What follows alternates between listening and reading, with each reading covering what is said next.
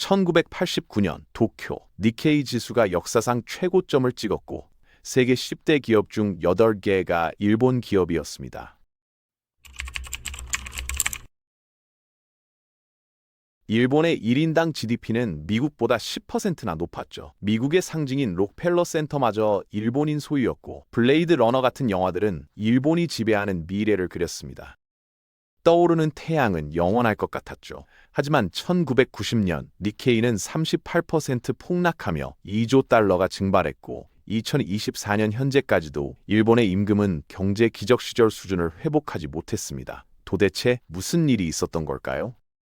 일본의 경제 기적을 이해하려면 1940년대 후반으로 거슬러 올라가야 합니다. 패망 후 미국의 점령을 받게 된 일본은 폐허였죠. 공장은 파괴됐고 노동력은 사라졌으며 무역 관계도 끊겼습니다. 미국은 일본이 중국처럼 공산주의로 넘어갈까봐 두려워했고 이를 막기 위해 대대적인 경제 개혁을 시작했습니다. 소수 가문의 부와 권력이 집중됐던 재벌 체제를 해체했고 토지 소유법을 개혁해서 일반 시민들에게 경제적 지분을 나눠줬죠. 그리고 가장 중요한 건 일본을 수출 강국으로 만들었다는 겁니다. 한국 전쟁 지원을 시작으로 저금리 대출로 산업화에 불을 붙였죠. 결과는 놀라웠습니다. 1953년에서 1957년 사이 일본 제조업 수출은 143% 증가했어요. 미국이 51%, 영국이 31% 늘어난 것과 비교하면 엄청난 수치죠. 하지만 일본은 여기서 멈추지 않았습니다. 1959년만 해도 일본 수출의 주력은 저가 섬유였고 대부분 불안정한 아시아 시장으로 향했어요. 이걸 본 통산성은 새로운 산업 정책을 내놓았습니다. 첨단 기술, 고품질 제조업으로 전환하고 더 안정적인 무역 파트너를 확보하자는 거였죠. 일본은 제조업에 막대한 투자를 쏟아부었습니다. 2차 대전으로 산업 기반이 무너졌기 때문에 처음부터 다시 시작해야 했거든요. 세계 최고의 기술을 수입해서 가장 앞선 제조시설을 만들었습니다. 1965년에는 무역 흑자를 달성했고 1970년에는 수출이 380% 증가하면서 세계 5위 경제 대국이 됐죠. GDP는 5배로 뛰었고 중국, 프랑스, 영국, 서독을 모두 제쳤습니다. 일본 경제는 멈출 줄 몰랐습니다. 거의 15년간 연평균 5%씩 성장했죠. 핵심 동력은 수출이었어요. 일본이 만들면 세계가 샀습니다. 일본은 엄청나게 부유해졌고 시민들은 명품의 맛을 알기 시작했죠. 1978년 루이비통이 도쿄 긴자에 들어왔고 순식간에 최고 실적 매장이 됐습니다. 1979년 에르메스가 뒤를 이었고 80년대에는 프라다를 비롯한 명품 브랜드들이 일본에 확고히 자리 잡았어요. 매출은 기록적이었죠. 반면 미국 기업들은 비명을 질렀습니다. 1980년에서 1985년 사이 달러 가치가 거의 50% 상승하면서 미국 제조업은 극심한 압박을 받았거든요. 이 문제를 해결하기 위해 미국, 프랑스, 영국, 서독, 일본이 모여서 플라자 합의를 체결했습니다. 내용은 간단했어요. 엔화를 달러 대비 절상시켜서 미국 수출 경제를 살리고 일본의 흑자를 줄이자는 거였죠. 동맹국들의 압력을 받은 일본은 선택의 여지가 없었습니다. 3년 만에 엔화는 달러당 239엔에서 128엔으로 거의 절반이 됐어요. 급격한 엔고로 일본 제품은 훨씬 비싸졌고 수출 수요가 줄면서 경제 전체가 약해졌습니다. 이게 일본의 잃어버린 10년으로 이어지는 일련의 사건들을 촉발했죠. 약해지는 경제에 맞서 일본은 재빠르게 움직였습니다. 금리를 당시 세계 최저 수준인 2.5%로 내렸고 신용시장을 열어서 부채를 전례 없이 쉽게 얻을 수 있게 만들었어요. 효과는 즉각적이었습니다. 이미 호황이던 경제가 하룻밤 사이에 풍선처럼 부풀었죠. 시민과 기업들이 주식과 부동산 투기에 뛰어들었습니다. 싼 돈이 투기를 부추기면서 땅값이 치솟기 시작했어요. 일본 세법도 불에 기름을 부었습니다. 일반인들은 양도소득세를 피할 수 있었고 부자들은 상속세를 교묘히 회피했거든요. 부동산이 완벽한 투자처가 된 거죠. 그것도 땅, 특히 토지만요. 건물은 아무도 신경 쓰지 않았어요. 임대 수익도 관심받기였습니다. 모두가 원한 건 오직 땅이었죠. 은행 시스템도 통제불능이었습니다. 정부가 무한정 대출하라고 부추겼고 은행들은 신용도 따지지 않고 돈을 빌려줬어요.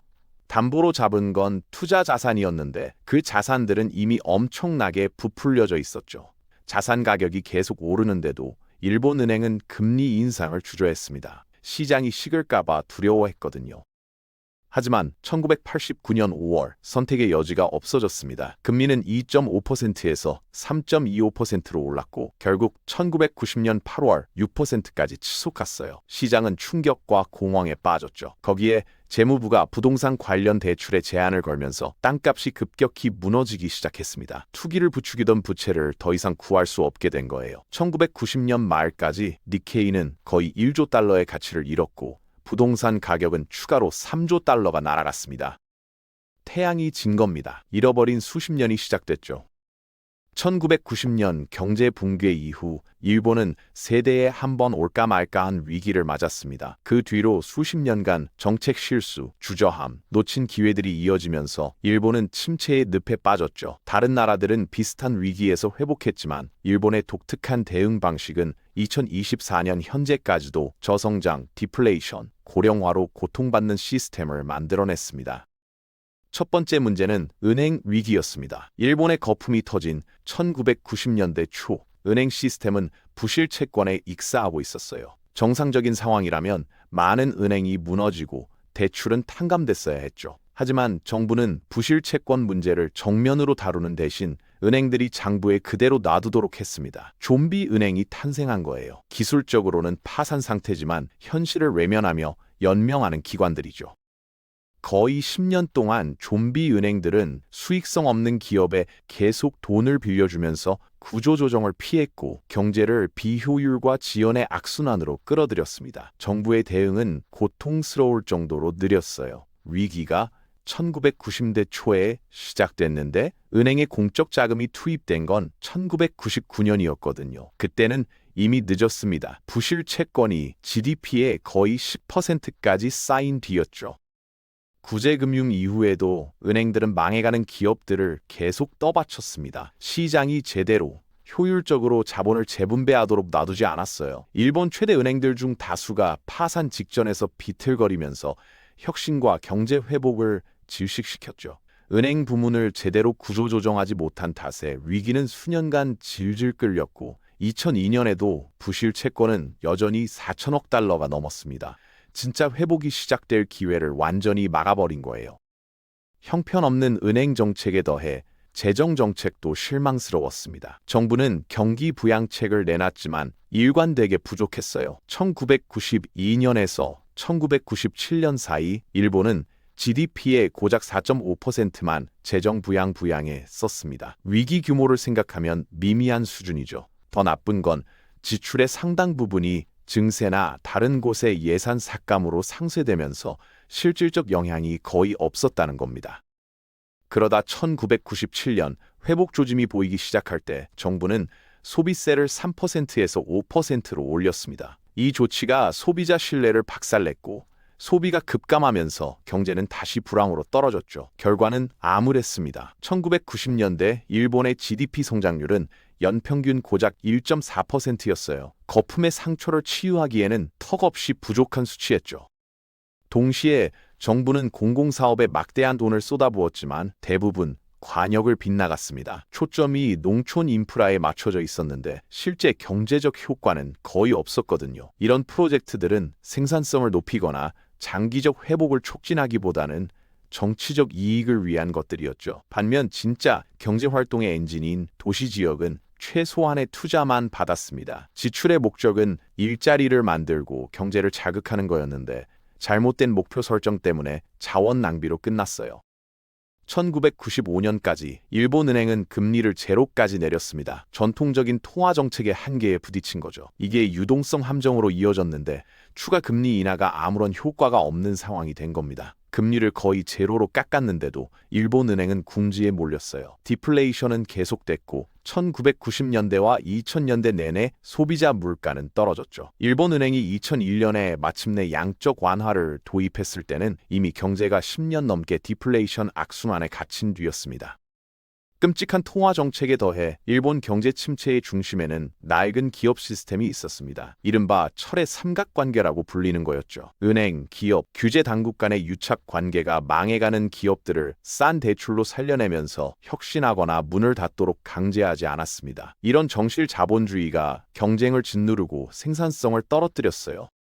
1990년대와 2000년대 일본의 생산성 증가율은 연평균 고작 1.2%였습니다. 2%에서 3% 정도인 미국이나 유럽과 비교해보세요. 일본의 거대 기업들은 느리고 낡았으며 적응하려 들지 않았고 경제의 짐덩어리가 됐죠. 세계 시장에서 경쟁하도록 만들어진 제조업과 기술 산업조차 변화가 느렸습니다. 혁신을 받아들이거나 기업들이 실패하도록 놔두기를 거부한 일본은 과거에 갇힌 기업 문화를 만들었고 현대 글로벌 무대에서 경쟁할 수 없게 됐어요.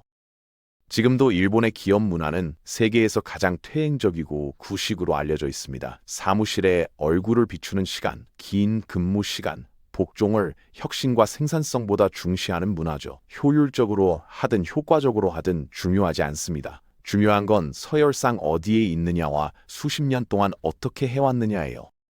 이런 문화적 정체는 다섯 번째 문제인 이민 정책과도 연결됩니다. 일본의 동질적인 문화 때문에 일본 시민들이 어떤 형태의 이민도 받아들이기가 매우 어려웠거든요. 다른 나라들이 고령화에 맞서 외국인 노동자를 받아들이는 동안 일본은 국경을 닫는 쪽에 올인했습니다. 노동력이 계속 줄어들고 있었는데도 말이죠.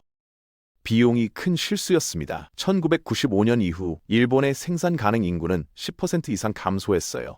2024년이 된 지금 인구의 4분의 1 이상이 65세가 넘었고 일본은 세계에서 가장 심각한 인구 위기 중 하나와 씨름하고 있습니다. 이민 부족이 노동력 부족을 부추겼고 일본의 경제 잠재력에 제한을 걸었죠. 경직된 노동시장과 제한된 이동성이 결합되면서 젊은 노동자들이 수요가 높은 분야로 진입하는 게 거의 불가능해졌습니다.